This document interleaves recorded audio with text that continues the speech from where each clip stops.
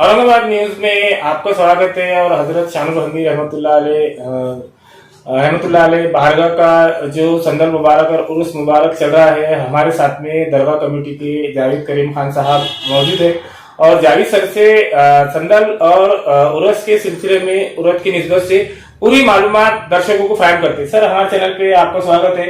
और अभी जो हजरत शानुल हमीद रहमतुल्लाह अलैह का संदल मुबारक और उर्स मुबारक मनाया जा रहा है, तो कितने साल हो गए हैं सर संदल मनाकर, उर्स मनाकर? और अभी जो इंतजाम है, आप सदर है, तो कैसे कैसे इंतजाम रहे, इस ताल्लुक से उस बारे में पूरी जानकारी।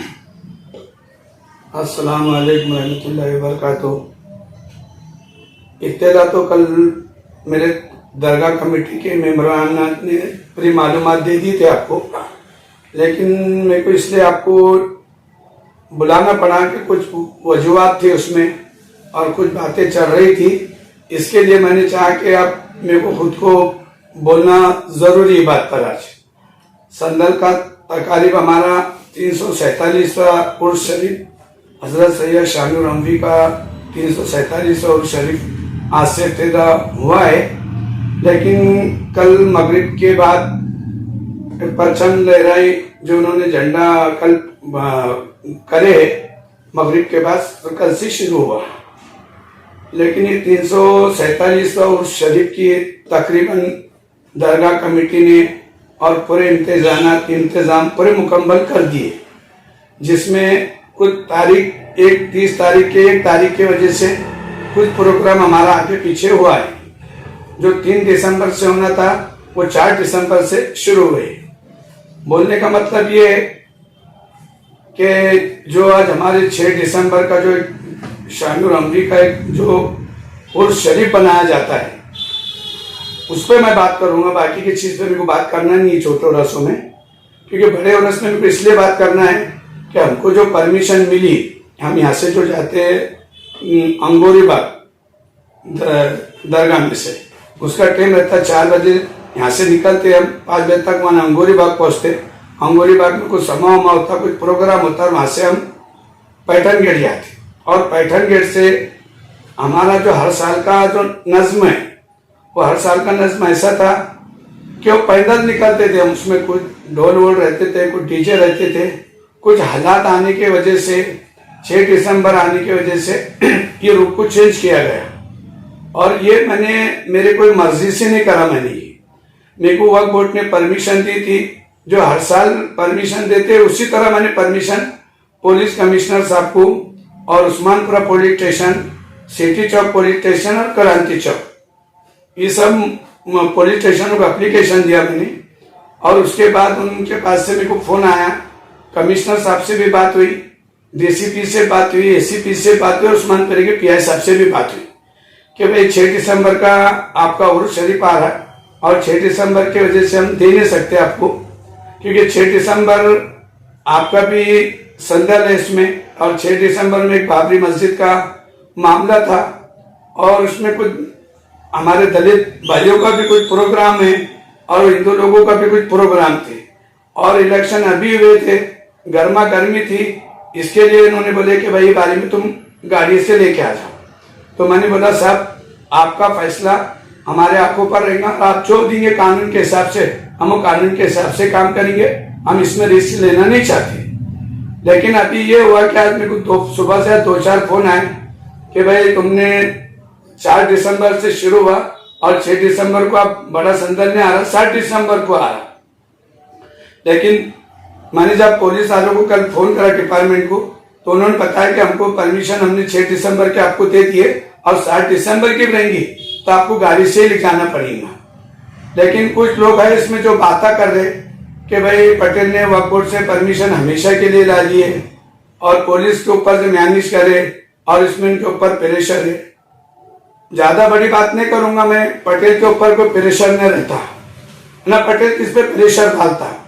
और ये तुम्हारे मेरे घर का काम नहीं है, ये बुजुर्गानी दिन का काम है। आप ये जो काम कर रहे हैं 347वां उर्स शरीफ आया है, तो आपको जब उर्स शरीफ आता है तो जब आपको 8 दिन की अकीदत याद आती है। मैं तो आपको अब ये बोलना चाहूंगा कि मैंने अभी तक बोला नहीं था बात आपको, कि जब 8 दिन रहते थे आपको सब चीजें याद आती कि भाई अकीदत है, बुजुर्गानी दीन है, इनका मामला है, तो आपने साल भर बुजुर्गानी दीन को आपने याद नहीं किए, आपने ज़ियारत नहीं करी, आपने दरूद शरीफ नहीं पढ़े। सबसे पहले तो मसला ये है कि मैंने अभी तक आपको बोला नहीं था, 12-13 साल हो गए, और जो लोग भी इस पर टिप्पणी कर रहे, तो मैं तो आज उनको खासतौर से बोलूंगा इस यही बात कि जब भी उर्स का इब्तिदा होता है तो आपका सबसे पहले मामूर ये रहना चाहिए कि जिस दिन उर्स की तारीख है, जिस दिन हम उर्स शुरू करते दियानत के हिसाब से, तो उस दिन फजर के बाद या जहर के बाद आपका पहले कुरान खानी होना चाहिए उसमें, बुजुर्गानी दीन के मामले में।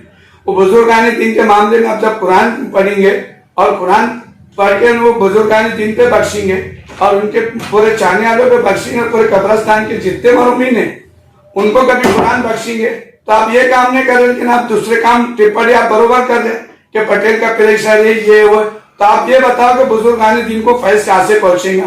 पहला फर्ज आपका ये है कि आपने कुरान खानी करना था, और कुरान खानी करने के बाद उनको बख्शना था, और बख्शने के बाद आपने दूसरे काम करना था। आपने कभी ये सोचा नहीं, और आप टिप्पणी कर रहे कि भाई पटेल ने ये करे, पटेल ने वो करे। पटेल 12-13 साल से पटेल ने आज तक संदल लाए, ये फर्स्ट टाइम ऐसा हो रहा कि आज 6 दिसंबर के वजह से आपको परमिशन नहीं मिली, और आने वाले साल आपकी जिंदगी जब तक है, ये मैं पटेल रहो या मत रहो, कोई दूसरा हो या मत रहो, ये सिलसिला आपका चलते रहेगा। ये तुम्हारा हमारा काम नहीं है कि मैं रहा तो संदल नहीं होगा, वो नहीं रहा तो संदल नहीं होगा।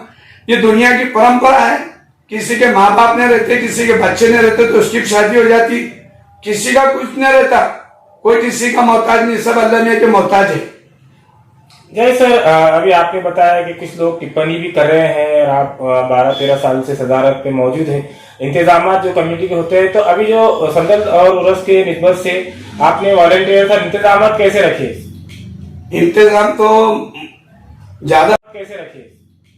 इंतजाम तो ज्यादा बड़ी बात नहीं करूंगा मैं, अल्लाह माफ करे, लेकिन मैं इस बात को स्पष्ट करूंगा कि आज महाराष्ट्र में जितने भी दरगाह हैं, आप पूरे दरगाह का सर्वे कर लो, और आप ये दरगाह का सर्वे करो कि हम वहाँ कोई चीज की कमी नहीं करते, न जायरीन को तकलीफ देते, न आने वाले को तकलीफ मिलती, हम कोई चीज में हम कम नहीं पड़ते उसके लिए। वहाँ लाइटिंग का बंदोबस्त है, कवाल का बंदोबस्त है, जो बाहर से हमारे कमेटी के लोग जो बाहर से जो हमको बहुत जगह से अनाज आ जाता, कुछ अमाउंट आ जाती, तो उसमें हम हमारा काम पूरा कर लेते। जय सर, बहुत से जायरीन बार बार पूछते हैं कि हजरत शानुल हम्दी रहमतुल्लाह अलैह के जो बारगाह है, बारगाह के अंदर एक दरवाजा है, वहाँ 2 रकात नफिल पढ़ी जाती है, तो क्या मसला है सर, जरा जायरीन को बताएं। अब तो मैं 2013 से तो मैं साल में सिर्फ एक बार जाता हूँ, बस जिस दिन समय रहता है उस दिन जाता हूँ अंदर, लेकिन लोग बहुत ख्वाहिशमंद रहते, उजड़ा है, बुजुर्गान दिन में वहाँ इबादत करी है, तो हर ख्वाहिशमंद चाहता है कि भाई मैं कम से कम 2 रकात पढ़ूं, मेरा कुछ काम हो जाए, मेरी दुआ कबूल हो जाए। हर आदमी अकीदत अपनी अपनी जगहों पर रहती, क्योंकि वो अकीदत को अपन रोक नहीं सकते। हर आदमी चाहता है कि भाई मैं बुजुर्गान दिन के हुस्ने में 2 रकात पढ़ लूंगा और दुआ कर लूंगा, तो हो सकता है अल्लाह मियां उसकी कामयाबी के लिए या बुजुर्गान दिन के मामले की वजह से उसकी दुआ हाजात और उसकी तमन्ना और उसकी अरमान पूरी हो जाती होंगी। सर, संदल मुबारक अभी शुरू होगा, महफिल समा उर्स वगैरह भी रहेगा, तो कहाँ से स्टार्ट होगा और कहाँ पर खत्म होगा? अभी तो जो 7 तारीख का हमको जो परमिशन मिला है, यहाँ से हम शानुल हम्दी दरगाह से हम 3 बजे के टाइम या 4 बजे के टाइम निकलेंगे, यहाँ से अंगोरी बाग जाएंगे। अंगोरी बाग में वहाँ का जो प्रोग्राम है पूरा वो प्रोग्राम करेंगे, और उसके बाद पैटर्न गेट जाएंगे। पैटर्न गेट पे एक दरगाह है, वहाँ ज़ियारत करेंगे, वहाँ के लोगों की गुल पोजी करेंगे, और वहाँ से अपनी गाड़ी में बैठ के सीधा दरगाह में रवाना होंगे।